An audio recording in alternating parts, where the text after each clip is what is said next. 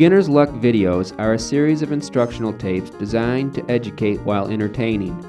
We present techniques and material guides to ensure that your first attempt, like ours, will succeed. Our only assumption is that you have no experience in the subject matter. The equipment is chosen based on the cheapest cost to meet the necessary functionality.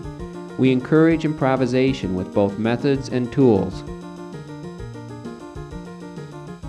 Each tape guides you through the manufacture of some product that historically was made by many households and enjoyed by all. Do not get bogged down with excessive detail. Have confidence. Beginner's Luck makes it easy.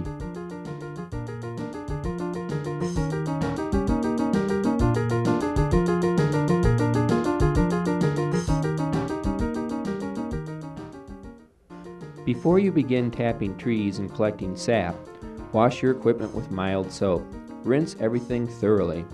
Use boiling water to sterilize the equipment. Do not let cold glass come in contact with boiling water as it could shatter. Glass should be placed in cold water, which can then be brought to a low boil.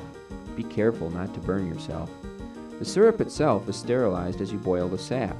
Do not try to store raw sap for more than a day unless you take precautions to keep it from going bad. Stale sap could cause off flavors in the syrup. Taking advantage of modern vehicular transport to do our sugaring. You see Bill is loading up the one vehicle. What do we got for a temperature reading there, Bill? Well, I think the temperature dropped. We're about 25, 26 degrees. That's a little cold for sugaring. Yeah, but you know, I think it was warmer earlier and the sun's coming back out right now, so all right. Be optimistic.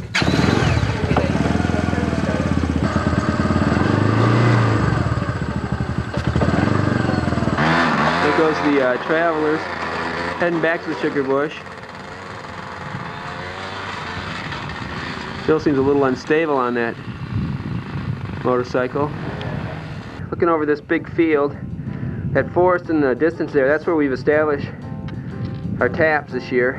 The apple orchard's right there. We chose that forest because of its location on a hill and the fact that on the edge of it that we're looking at right now faces kind of southwest there. So the sun beats on it early in the morning, warms the trees up, and the sap flows a little better. Obviously, you cannot make maple syrup unless you first find some maple trees. There are a large number of tree species in the maple family. You can make syrup from the sap of almost any maple. The best syrup comes from the sugar maple because of the high percentage of sugar dissolved in its sap. Maple syrup is made by boiling the sap. This concentrates the flavors, colors, and sugars. How do you find a sugar maple? The easiest way is to examine the leaves. If you get out too late in the fall or early in the spring to find leaves on the trees, dig around the ground to find a couple of old ones. When examining a leaf, use your hand as a guide. You have 5 fingers. That is the first thing you are looking for. Try to find leaves that have 5 lobes. This eliminates the ash leaf maple, the black maple, the striped maple, and the mountain maple. There are 2 additional features of your hand that will guide you to the sugar maple. Just like the fingers on your hand, there is a large, deep gap between the lobes of a sugar maple leaf.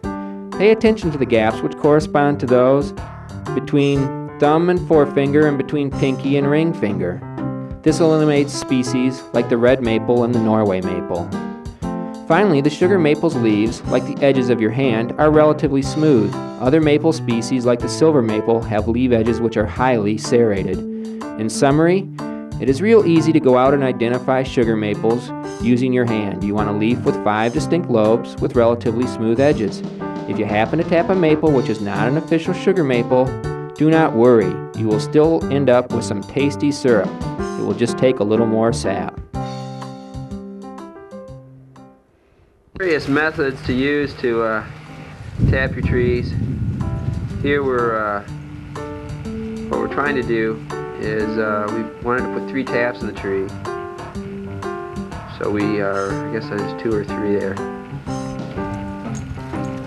I don't know if you can see it, we'll zoom in there.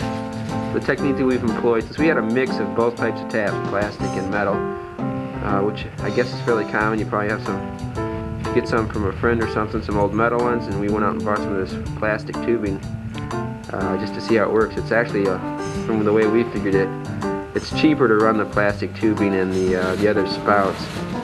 Primarily because the buckets themselves are pretty expensive and the tubing's real cheap. Anyway, we used 2 plastic taps, put the hoses down in the bucket, and then we got the metal one dripping straight in.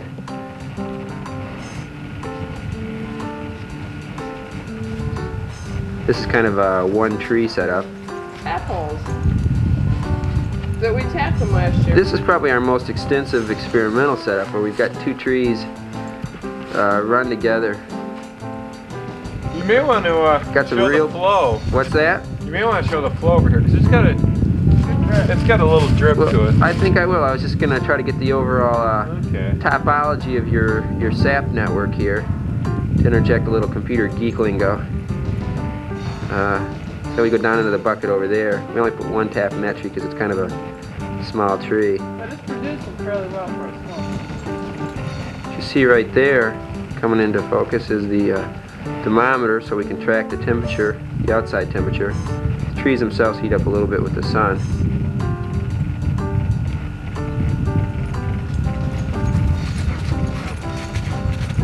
Keeping in mind that it's a little colder than one would like, mainly below freezing.